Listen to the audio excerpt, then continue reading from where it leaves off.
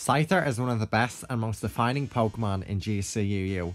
It has always been considered at least a top 5 Pokemon throughout the tier's history, being an incredibly dangerous sweeper that had little in the way of defensive checks. Always a staple on offensive teams, Scyther was consistently one of the top 5 Pokemon in usage. Scyther is incredibly fast, has a solid attack stat, access to Sword Stance, and near perfect coverage with wing attack and hidden power ground. It was not like Scyther was frail too. It was immune to spikes and had decent bulk due to GC DVs.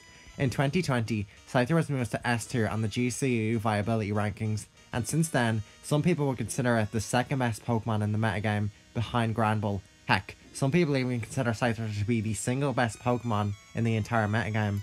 While it doesn't provide as much defensive utility as other top Pokemon like Hypno and Granbull, Scyther's sheer offensive strength is enough to keep it in S. As a matter of fact, with a recent move development on Scyther, some people think it's way too strong for GCU, being too dangerous that it should be banned. What do I think about Scyther personally? Yeah, it's broken as shit. I was first on the Scyther is broken train. I didn't think Scyther was too bad when I first started the tier in 2020, and I stayed that way for about a year and a half. When UUSD 2 happened, though, I hopped right on the banned Scyther train. This is due to a new move that became popular on Scyther, and that move was Double Edge. Before this tournament, Double Edge was non-existent on Scyther, with Baton Pass being the last move on Scyther a majority of the time. However, Pokemon that were troublesome for Baton Pass Scyther, such as Gyarados and Piloswine, had greatly risen in usage, so Baton Pass stopped being used as much. This prompted people to try out Double Edge, which is guaranteed 2 KO on traditional Scyther checks. Granbull and Piloswine could be 2 KO'd by Hidden Power Bug before, but that meant giving up on Hidden Power Ground. Double Edge lets Scyther 2 KO these Pokemon and Gyarados while keeping Hidden Power Ground for Pokemon like Haunter, Omastar, Nidoqueen, and Magneton. This pushed Scyther over the edge in my and many other players' eyes, and I just think it's broken as fuck. Double Edge Scyther can get at least 1 KO minimum in every matchup without Crobat. Scyther can just use Baton Pass, by the way, which is made deadlier by the fact that everyone just expects Double Edge these days. You send out Gyarados to Hidden Power Flying Double Edge Scyther, and then it just passes the Hidden Power Granbull, and you're kinda fucked. So yeah, Scyther is broken. Now let me analyse its stats, movesets, and effect on the tier bar. The most standout part of Scyther's stats is its 105 base speed. This means the Scyther outspeeds a ton of top tier Pokemon, including Haunter, Quillfish, Nidoqueen, and Mr. Mime. The only Pokemon that outspeed Scyther are Jumpluff, Electrode, and Crobat, all of whom are not that common. Scyther's attack stat is quite high for GCUU standards, but its stab moves are relatively low base power, so it actually doesn't deal very much damage unboosted. This is solved, however, with Sword Stance. With one Sword Stance, there are few Pokemon that Scyther can 2 KO. Combined with its speed, the amount of Pokemon that can switch into Scyther as it uses Sword Dance and win the matchup is seriously limited.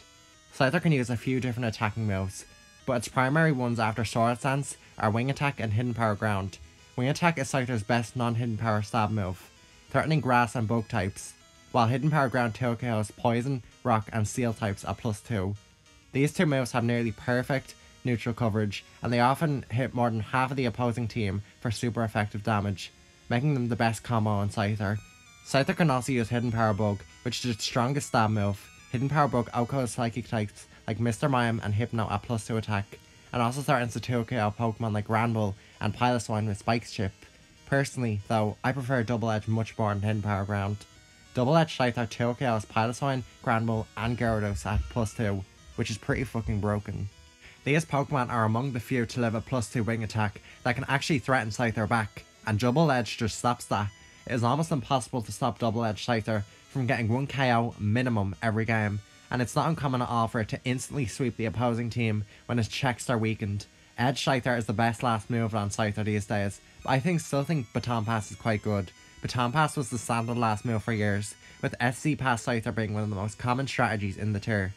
When matched up versus a Pokemon that threatens it, Scyther often just Baton Pass its +2 attack to Pokemon like Nidoqueen, Granbull, or Dodrio, turning them into immensely scary threats. One of the main things that made Scyther so hard to deal with was that you didn't just have to deal with Scyther, you also had to consider that it could Baton Pass out to something. For example, if you want to use Ampharos with a +2 Hidden Power Ground and KO Scyther with Thunder, then Scyther could just Baton Pass out to Nidoqueen, and you'd be in a lot of trouble.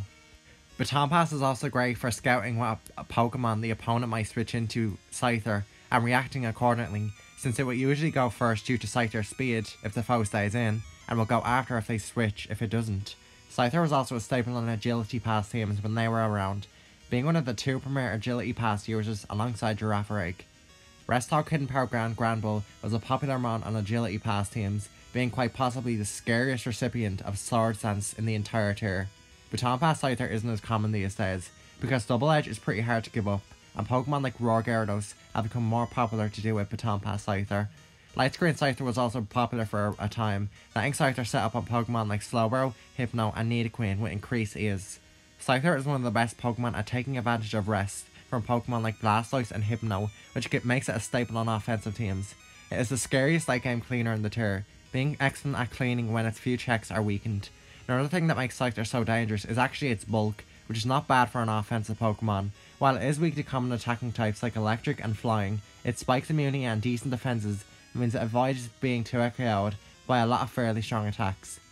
Scyther is also one of the few Pokemon to check the dangerous Pinsir, being faster and threatening a 2 KO with Wing Attack. Scyther has a huge effect on the movesets that Pokemon run in GCUU. It is the sole reason that Crobat is viable, it is the reason that Pinsir uses Rock Throw, and it's why Light Screen Resthog Hypno is now unviable, just because it lets in Scyther for completely free. Now while Scyther is pretty broken and easily the second best Pokemon in the tier, it is not flawless. For one, it can sometimes struggle to set up against offensive teams without Hypno because of its weaknesses. It is also not very useful against stall teams because of Crobat, who entirely counters it. This is minor, though, as stall teams can be prepped for with other Pokemon. In conclusion, Scyther is the second best Pokemon in GCUU, and it's also broken as hell. If I was some sort of GCUU dictator, then Scyther would be banned from the tier. It is simply too dangerous to be allowed in the tier, in my opinion. It doesn't mean it's flawless, obviously, but I just think it's way too much to be allowed.